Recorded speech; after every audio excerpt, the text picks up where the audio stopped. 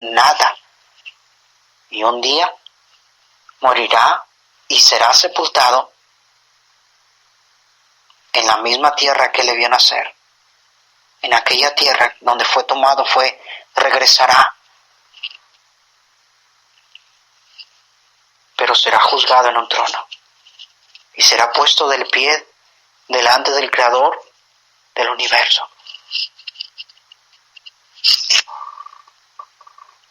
Y si el Creador le mirare a sus ojos en esta hora, mirare su vida, ¿podrá de estar delante de Dios justificado? ¿Podrá estar delante de Dios decir, Señor, he sido lo suficientemente bueno? ¿Puedo entrar al cielo? ¿Y podrá usted decir esas palabras a Dios? ¿Le podrá decir esas palabras a Dios? Sin lugar a duda no podremos decirle. Porque en nuestras propias obras no podremos justificarnos. Por nuestras propias buenas obras no podrá ser nunca justificado el hombre. Porque si hemos intentado cumplir los mandamientos, solamente al fallar en un solo mandamiento, habremos omitido el resto ya de los que hemos cumplido. Por eso, el salmista dice, pero en ti hay perdón, para que seas reverenciado. Solamente en Dios está la salvación del pecador. Solamente en Dios y en nadie más. Versículo 5, esperé yo a Jehová, esperó mi alma, en su palabra he esperado. Note, en su palabra, en la palabra de Dios, en el verbo de Dios, en la palabra de Dios. He aquí, una virgen concebirá y dará a luz un hijo, y llamará su nombre Emmanuel, porque él salvará a su pueblo de sus pecados. Su palabra, el verbo, y aquel verbo fue hecho carne y habitó entre nosotros, y vimos su gloria, gloria como la del unigénito lleno del Padre y de verdad. Y aquel verbo fue hecho carne. Esperé yo a Jehová, esperó mi alma. ¿En qué? En su palabra he esperado. En la palabra de Dios, en la promesa de Dios de un Redentor. En esa esperanza había estado esperando el pueblo de Israel. ¡Oh, qué gran cumplimiento! Y aquel verbo fue hecho carne. He aquí el Cordero de Dios que quita el pecado del mundo. Es necesario, amados hermanos, que vayamos al pueblo de Israel y le digamos, he aquí el Cordero de Dios que quita el pecado del mundo. Porque de otra manera, delante de Él no podremos estar de pie. Delante de Él no hay manera de estar justificados. Nunca podremos. Si no es por medio de su palabra, si no es por medio de esa esperanza en el Mesías prometido. Versículo 6, mi alma espera en Jehová, más que los centinelas a la mañana, más que los vigilantes a la mañana. Aquellos guardas que estaban en los muros, esperando, aguardando, vigilando, caminando de un lugar hacia otro, viendo en la oscuridad que no hubiera ningún movimiento extraño, viendo, observando hacia el cielo también, esperando cuándo iba a venir la mañana. Ansiaban, deseaban ver la luz del día, porque en la oscuridad el enemigo podía acechar y podría venir el ataque en el menor parpadear de sus ojos, podía caer rendido el sueño. Caminaba de un lugar a otro, veía hacia el horizonte, hacia la oscuridad, esperando, y hacia el cielo, porque viniera la mañana, porque al salir el sol podría ver con claridad y saber si viene el enemigo. Pero en la oscuridad nunca podría saber de qué parte viene el ataque. Su alma está con aquella angustia, con aquel anhelo, con aquella desesperación de que salga el sol. Así es de aquella persona que no sabe qué va a ser de sí el día que muera. Cada día se levanta y dice, hoy voy a ser optimista, hoy voy a salir a trabajar, hoy voy a ser optimista, hoy voy a estar mejor de salud, hoy voy a tomar mis productos, mis pastillas y sé que voy a estar mejor. Pero dentro de su ser sabe que sin Dios no hay esperanza. Tiene una religión esperando y confiando en un hombre pecador, esperando y poniendo la confianza en una religión, en un hombre pecador al igual que tú y que yo. Qué engañados estamos. Solamente somos pecadores. Si tú puedes ver a ese hombre, está siendo engañado. Porque nuestro Señor Jesucristo está sentado en el trono en esta misma hora.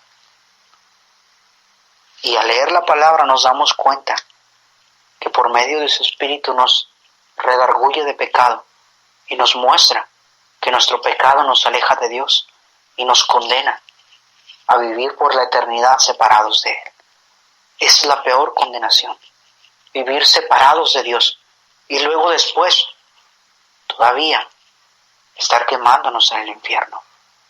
Déjeme decirle que la peor condenación no es estar en el infierno. La peor condenación va a venir cuando seamos separados de Dios por la eternidad y después aún ser echados en ese lago o arrojados en ese lugar de tormento. Hay gente viviendo, clamando porque alguien les muestre la verdad. Mi alma espera en Jehová, más que a los centinelas de la mañana, más que a los vigilantes de la mañana. Así está este mundo. ¿Por qué está este mundo lleno en guerras? Porque este mundo está buscando satisfacer con otra cosa menos que buscar a Dios, menos que leer la Biblia y encontrar la verdad. Solamente hasta que el Espíritu Santo les muestre la verdad, entonces esa luz del Evangelio no solo les cegarán, sino sus ojos les serán abiertos para poder entender con claridad de que Cristo, el Mesías prometido, ha venido. Por eso en el versículo número 7 dice, espere Israel en Jehová. Y aquí el salmista hace un llamado al pueblo de Israel. En los primeros versículos estaba hablando acerca de su ser, de su alma. Y una vez que entendió que solamente la esperanza se encuentra en Dios, dice, no me puedo quedar callado. No me puedo quedar con la salvación solo para mí. Es tan grande la redención que Dios da, que dice, no puedo quedarme callado. Esto no puede ser solamente para mí solo. No estoy haciendo bien. Tengo que ir y salir y compartir. Y es lo mismo que yo le digo, amados hermanos. Hay gente a nuestro alrededor, en su trabajo, en su casa, su familia, su negocio, en su escuela. Y el pueblo de Israel que vive en su ciudad, que aún está engañado y no sabe la verdad. Espere Israel a Jehová, porque en Jehová hay misericordia. Recuerde que este salmo se escribió cuando estaban esperando la venida del Mesías. Ahora podremos decirlo, ahora ya ha venido la esperanza de Israel. Ahora ya ha venido su Redentor. No tiene más que esperar. Solamente tiene que aceptarle en su corazón, confiar en Él, porque en Cristo hay misericordia y abundante redención con Él. Nos dijo nuestro Salvador, misericordia quiero, no sacrificio. Cristo repitió una y otra vez estas palabras, misericordia quiero, y no sacrificio. Cristo quería misericordia para el pecador y redención para él, no más sacrificios, porque él se iba a dar en redención y sacrificio por ti y por mí, y abundante redención con él. Por eso dice el versículo 8, dice, y él redimirá a Israel de todos sus pecados. Porque, amados hermanos, solamente en Cristo se encuentra la redención para su pueblo. Solamente en Cristo, en el Mesías prometido, se encuentra la redención para el pueblo de Israel. No en una iglesia, no en una religión, en el Verbo hecho carne. Por eso dice este pasaje, versículo número 5, esperé yo a Jehová, esperó mi alma, en su palabra he esperado, en el Verbo, en la promesa de que aquel Verbo, de esa promesa del Redentor.